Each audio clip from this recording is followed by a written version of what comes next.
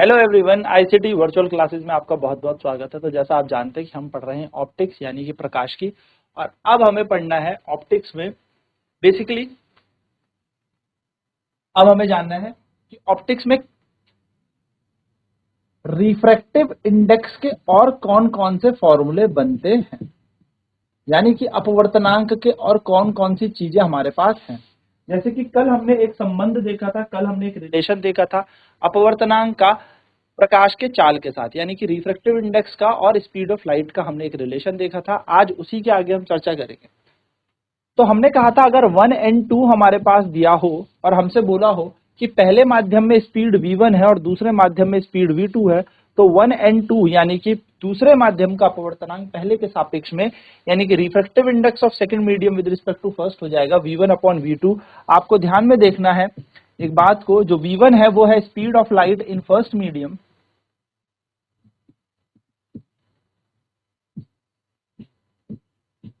First medium इसको divide कर देंगे speed of light in second medium से। यानी कि हम 1 एंड 2 कैसे निकालेंगे? 1 एंड 2 निकालने का तरीका है, पहले माध्यम में प्रकाश का वेग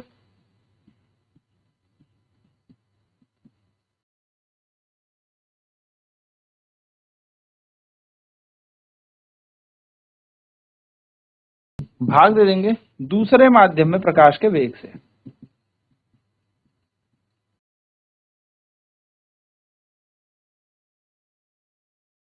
ये हमने कल जान लिया था, है ना। चलिए तो आगे बात करते हैं। एक क्वेश्चन मैं आपको देता हूं, a ray of light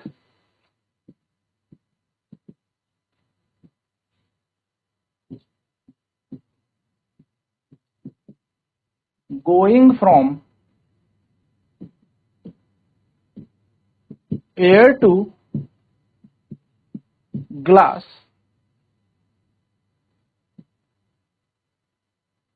if the speed of light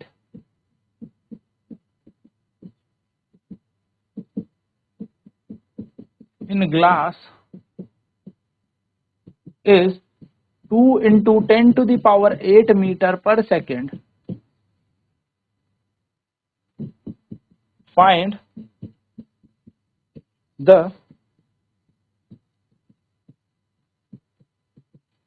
refractive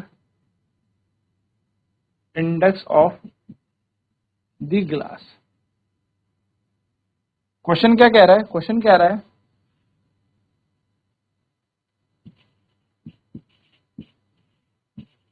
प्रकाश की किरण हवा से या वायु से कांच में जाती है,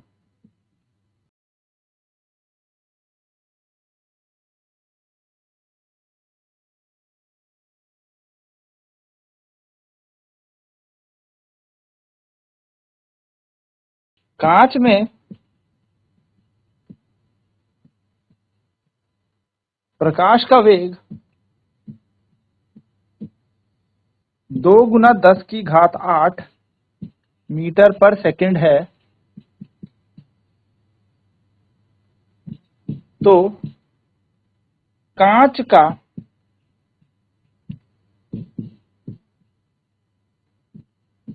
अपवर्तनांक क्या होगा?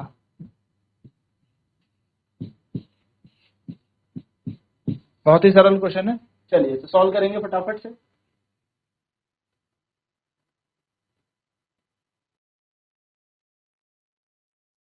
तो देखो प्रकाश कहां से कहां जा रहा है? हवा से जा रहा है, एयर से जा रहा है ग्लास में। तो आपको पता होना चाहिए कि पहला माध्यम हमें क्या बोला है? पहला माध्यम हमें वायु दे रखा है, और वायु कहां जा रहा है? वायु से ये कांच में जा रहा है। तो वायु में जो प्रकाश की चाल होती है, speed of light in air,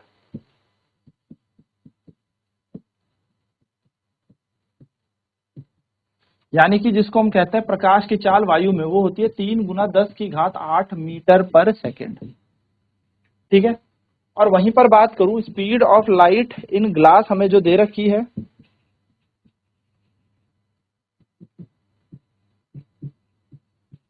glass में हमें स्पीड ऑफ लाइट दे रखी 2 × 10⁸ मीटर पर सेकेंड।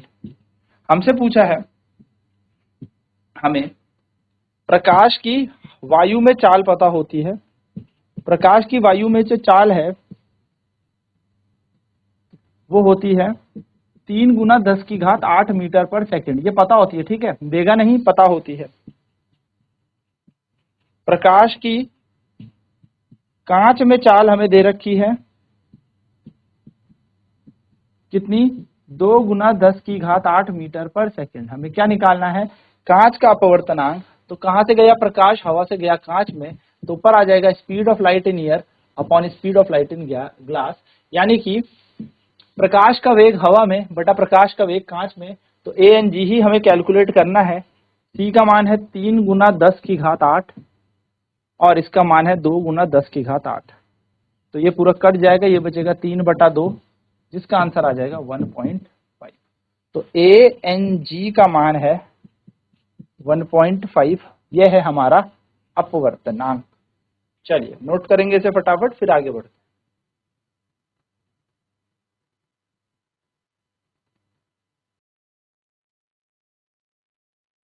आंसर आ जाएगा हमारा 1.5 इंटू 1.5, ठीक है। तो 1.5 हमारा क्या आ जाएगा, रिफ्रैक्टिव इंडेक्स आ जाएगा।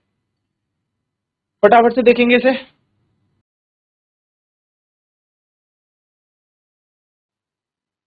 चलिए बात करते हैं प्रिंसिपल ऑफ रिवर्सिबिलिटी की। क्या होता है प्रिंसिपल ऑफ रिवर्सिबिलिटी?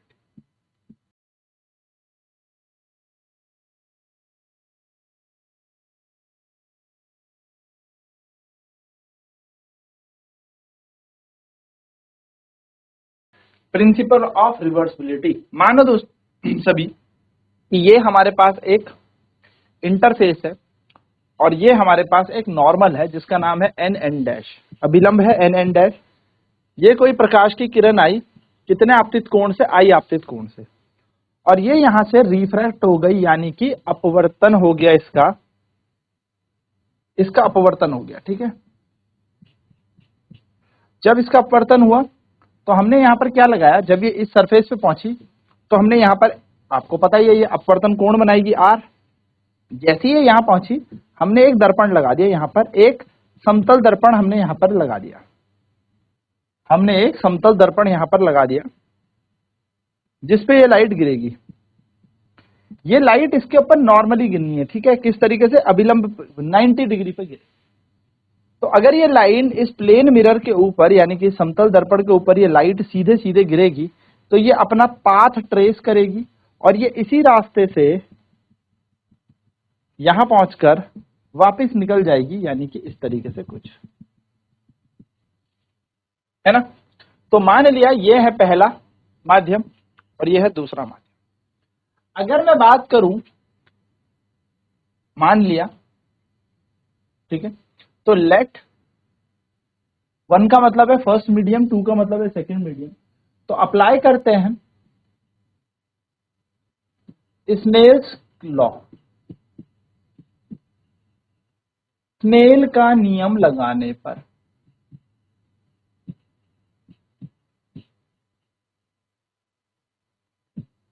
हमने स्नेल का नियम लगाया। स्नेल का नियम क्या कहता है, देखो लाइट आई पहले माध्यम से दूसरे माध्यम पे, तो जो अपवर्तनांक होगा वो होगा साइन I1 या साइन I बटा साइन R, जिसको हमने पहला समीकरण मान लिया। अब हुआ क्या, लाइट टकराकर, यानी कि इस दर्पण से टकराकर वापस गई। सो व्हेन लाइट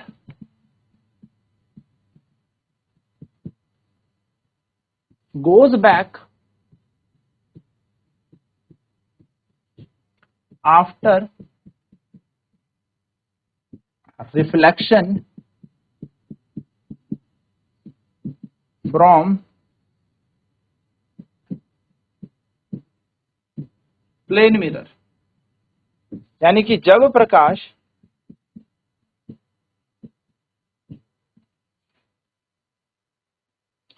समतल दर्पण से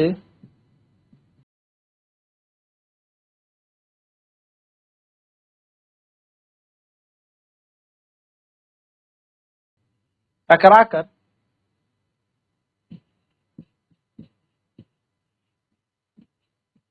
वापस जाएगा,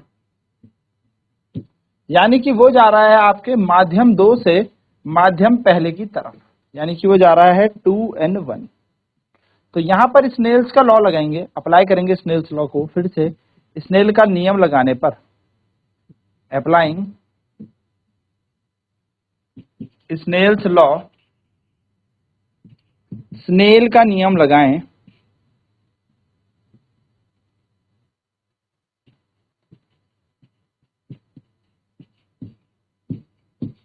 या स्नेल के नियम अनुसार कहां से जा रहा है प्रकाश, दूसरे माध्यम में से पहले प्रकाश में। तो अब आपतित कोण का काम कौन कर रहा होगा, आर, है ना। साइन आर अपॉन साइन आई ये बन जाएगा, जिसका नाम है समीकरण 2। आपने क्या किया, आपने मल्टीप्लाई कर दिए इक्वेशन 1 एंड 2 को, यानी कि पहले समीकरण को और दूसरे समीकरण को आपने गुणा कर दिया। पहले समीकरण और दूसरे समीकरण को गुणा करने पर आपको क्या मिलेगा, 1n2 इंटू 2n1 बराबर साइन आई बट्टा साइन आर, है ना। देखो यहां पर पहला समीकरण क्या है, यही तो है, 1n2 बराबर साइन आई बट्टा साइन आर, और दूसरा क्या है, साइन आर देखो बटा साइन आई। काट देंगे तो साइन आई से साइन आई कट गया, साइन आर से साइन आर कट गया, बचा कितना, 1। तो 1n2 इंटू 2n1 का मान हो जाएगा 1 के बराबर। और इसी को हम कहेंगे कि हम 1n2 को 1/2n1 भी लिख सकते हैं, और इसी को कहते हैं हम प्रिंसिपल ऑफ रिवर्सिबिलिटी। फटाफट से नोट करेंगे इसे, फिर बढ़ते हैं आगे की तरफ। तो ये लाइट यहां से आ रही थी, यहां गई, हमने दर्पण लगाया, दर्पण से टकरा के फिर यहां गई और फिर वैसे ही निकल गई। फिर जब यहाँ पे क्या हुई, जब लाइट वापस जाती है तो भैया प्लेन मिरर टकरा के वापस जाएगी। तो फिर से हम अप्लाई करेंगे स्नेल्स लॉ को।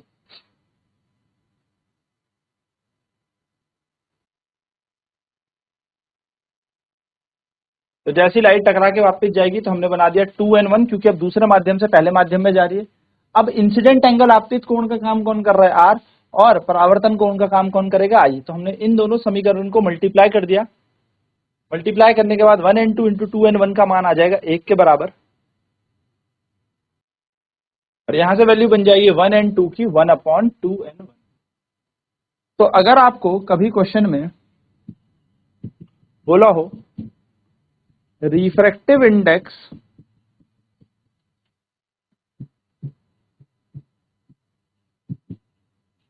of glass with respect to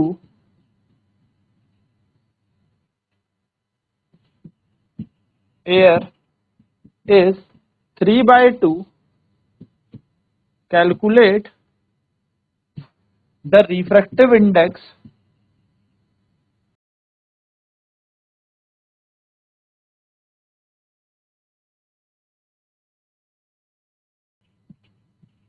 of air with respect to glass, ऐसा करके क्वेश्चन आ जाएगा।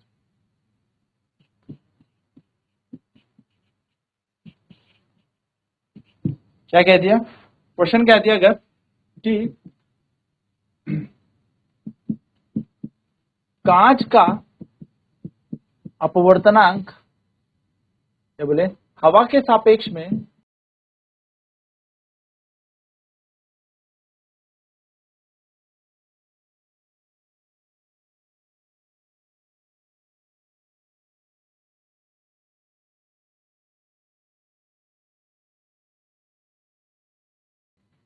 हवा के सापेक्ष में कांच का अपवर्तनांक 3/2 है, तो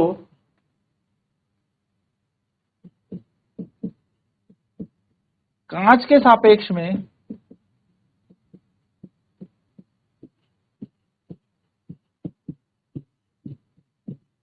हवा का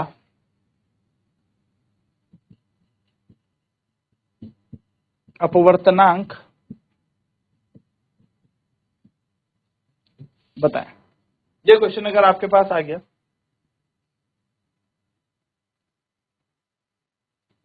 कैसे करेंगे सॉल्व?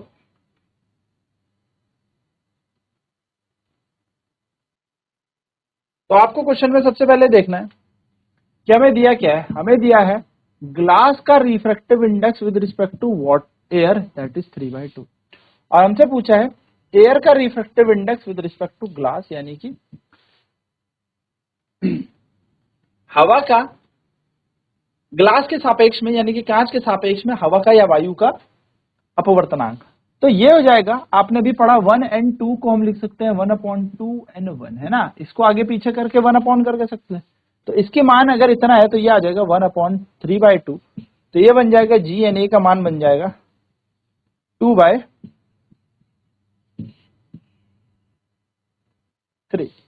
ये आ गया यहाँ पर, ठीक है। GNA का मान बन जाएगा 2/3। चलिए, अगर आपको क्वेश्चन में ऐसे दिया हो कि ग्लास से जब वाटर में लाइट जाती है, यानी कि water with respect to glass, ठीक है, इसका अपवर्तनांक दे रखा है, मान लो आपको 8/9 मान लो। तो अगर ऐसा पूछा है कि glass with respect to water कितना होगा, तो ये उल्टा हो जाएगा 8/9, ठीक है। मान लो अगर ऐसा कुछ दे रखा है तो आपको ये बात ध्यान में रखनी, ठीक है। चलिए, भूलेंगे तो नहीं। एक छोटा सा क्वेश्चन देता हूं, ध्यान से निकालेंगे। Calculate the refractive index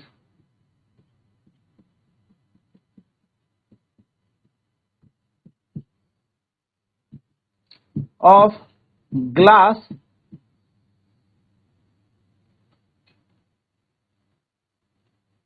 when light glass with respect to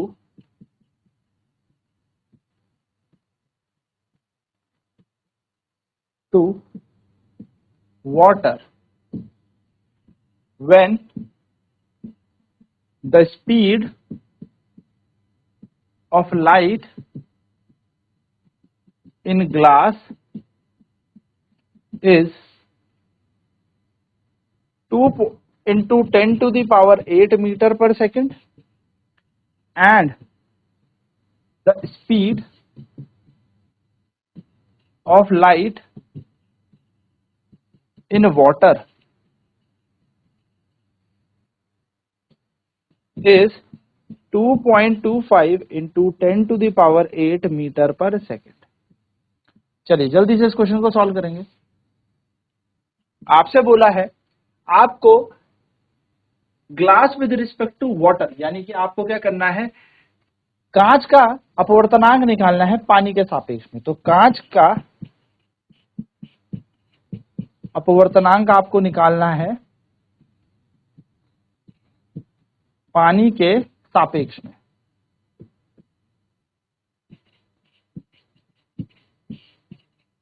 ठीक है। आपको प्रकाश दे रखा है कि भाई स्पीड ऑफ लाइट, यानी कि जो प्रकाश की चाल है ग्लास में, वो है 2 × 10⁸ मीटर पर सेकेंड। पानी में आपको दे रखी है 2.25 × 10⁸ मीटर पर सेकेंड। तो क्या किया जाएगा सर, हमें सबसे पहले नोट करना, हमें निकालना क्या है, तो हमें निकालना है कांच का अपवर्तनांक पानी के सापेक्ष में, यानी कि कांच का अपवर्तनांक पानी के सापेक्ष में हमें निकालना है। तो यहां पर क्या आएगा, तो सबसे ऊपर आएगा velocity of light in water to the velocity of light in glass. Simple, पानी में प्रकाश का वेग बटा कांच में प्रकाश का वेग, इनका अनुपात बन जाएगा हमारा। इसकी वैल्यू दे रखी है 2.25 इंटू 10 टू द पावर 8, और इसकी दे रखी है 2 × 10⁸, कट जाएगा। यहां पर बना 2.25/2, पॉइंट हटाएंगे 2 0 नीचे आ जाएगा, 225/200।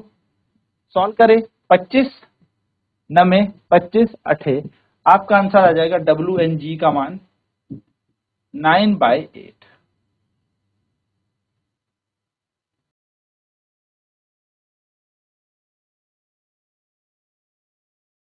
इसी क्वेश्चन में अगर आपसे GNW पूछ लिया, यानी कि कहां से कहां लाइट जा रही है, ग्लास से वाटर, यानी कि water with respect to glass आपसे पूछ लिया पानी का अपवर्तनांक कांच के सापेक्ष में, तो क्या कर देंगे 1/WNG कर देंगे, यानी कि इसको घुमा देंगे जो भी मान दे रखा, तो ये 8/9 बन जाएगा। यही है प्रिंसिपल ऑफ रिवर्सिबिलिटी। तो आई होप ये सारी चीजें क्लियर हो गई होंगी। तो that's all for today's session.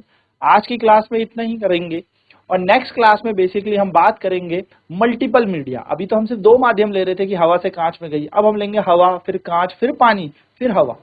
तो इस तरीके से अगर मल्टीपल मीडिया आपको मिलेंगे, यानी कि विभिन्न प्रकार के आपको माध्यम मिलेंगे, तो अपवर्तनांक कैसे निकाला जाएगा और अपवर्तन किस तरीके से होगा, यानी कि how to calculate refractive index and कैसे यहाँ पर रिफ्रैक्शन होगा, ये हम देखेंगे। तो आज की क्लास में इतना ही। आईसीटी वर्चुअल क्लासेस में जुड़ने के लिए धन्यवाद। आपका दिन शुभ हो।